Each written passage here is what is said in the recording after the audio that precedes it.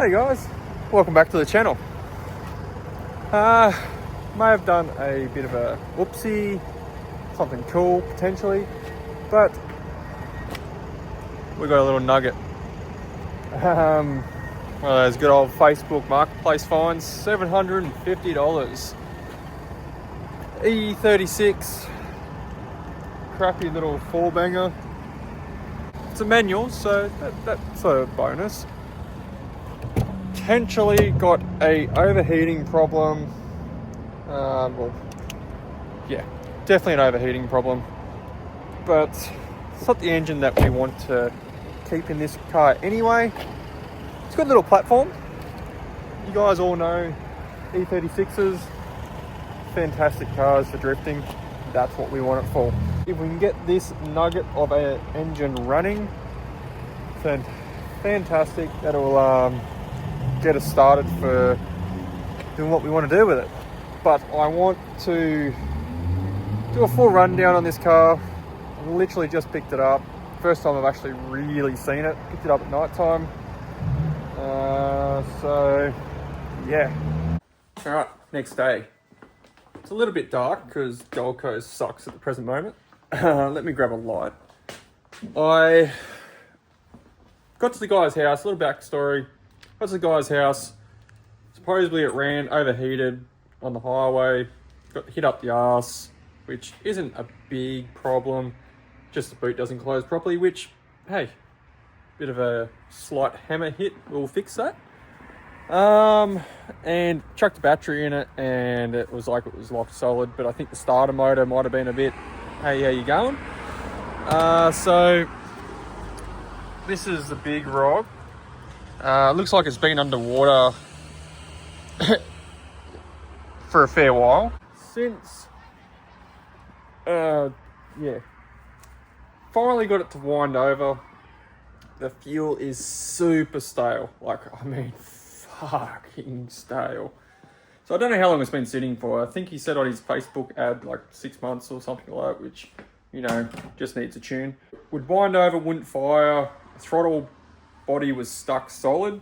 Got in there with a screwdriver and gave it a little bit of one of those.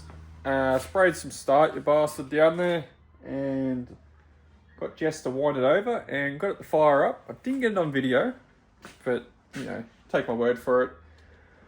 It's got like a quarter of a tank of fuel, so I need to figure out how to drain that out. I've removed the rear seat out of it, then found a massive ant's nest, which I have since sort of cleaned out with the vacuum cleaner and a whole tub of, or whole can of spray. I've got the interior somewhat stripped apart because I'd say when old mate tried to start it, the throttle body was stuck closed, and I think he's broken the throttle pedal, or it's popped out all the way up in there.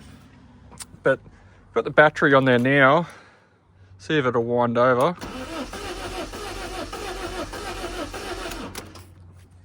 Yeah, so she winds over. Got a bit of a gallop there, so I'm thinking it's a bit low on compression in a cylinder or four. Probably three, because it's got a gallop. But yeah, let's see what we can do. Like I said, I got it started. I will try again probably tomorrow or on the weekend. If you guys haven't seen a video posted, Josh's 350Z, on a side note, LS3, we're going to do a full wiring system on it, all the link crap that's in it, so that's a massive job. It's literally from front headlights to rear tail lights, everything in between, full engine harness, race dash, thermo fans in the boot, fuel pumps, everything. But yeah, if you guys like this content, sorry I've been a little bit slow on the content lately. It's just been, everything's been hectic, working tons. You all know the dealio. But please like and subscribe.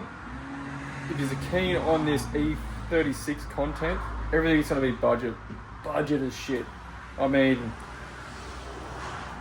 cut and shut knuckles, you know, E36 tie rod ends, just, you know, done a little bit of research, so got a little bit of an idea of what to do. We'll weld the diff up, probably replace that head gasket and just fucking sand the bitch.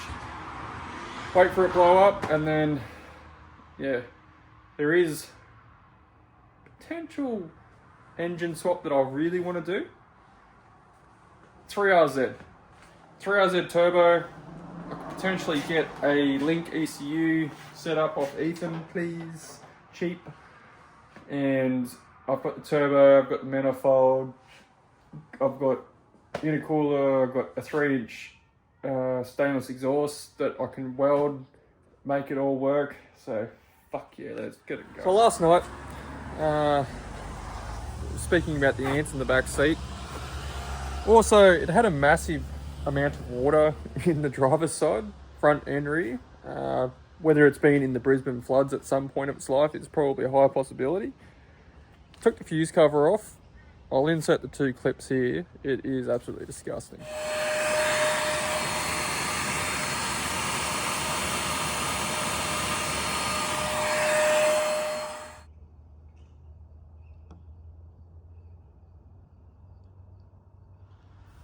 So, changed fuel pump. Fuel pump was absolutely shot. Drained as much fuel out as I could.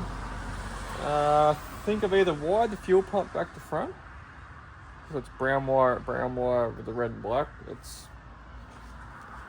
whatever. But I can get it to start by using my little power probe here. Just chucked another cheap fuel pump in there. It was $53 from Napa on sale, whatever, as long as it started up. So I'll insert a video clip here.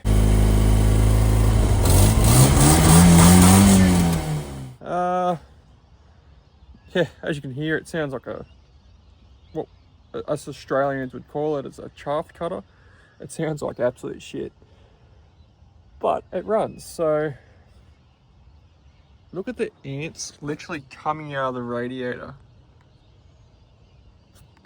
This thing is a fucking disaster. But anyway, it runs. So, well, it runs, but not under its own steam without a power probe. I might even just put another relay in, get rid of that crap, save it off ignition just so it runs all the time. This is a little fuel pump that I got. It was a FPE-683. I'm going to cut the exhaust off it just because it is getting quite hot. Not sure if I mentioned, but it is, the reason why it overheated is the head little bypass plastic thingy, whatever you want to call it, on the back of the head has cracked, and that's why it overheated on him. So fingers crossed it's only done it the one time. Fingers crossed. If that's the case, well then fairly decent-ish chance that we don't have to change a head gasket. Don't really want to do that. If it is a head gasket, well, a couple of bottles of Chemi Weld in the cooling system will potentially do the trick. Well, that's all I'm going to do because I don't give a shit. And yeah, I had another little bit more of a look at the rear end of this thing. As like I said, boot doesn't close. Had a little bit of a look under here. It's actually had a very hard hit under here. It is seen better days, well and truly. So I might need a hammer and a ratchet strap with a tree, unless someone wants to put on a frame table for free and give it a little bit of a bendy. But yeah, that's a little rundown on the little BMW E36. Just a quick, short little video. I'll do the relay off camera for the fuel pump, so I can at least get the turd off the trailer. So yeah, don't forget to like and subscribe. See you guys on the next one. Next video, don't know what we're doing on it yet, but we'll be doing something. Alright guys, peace out.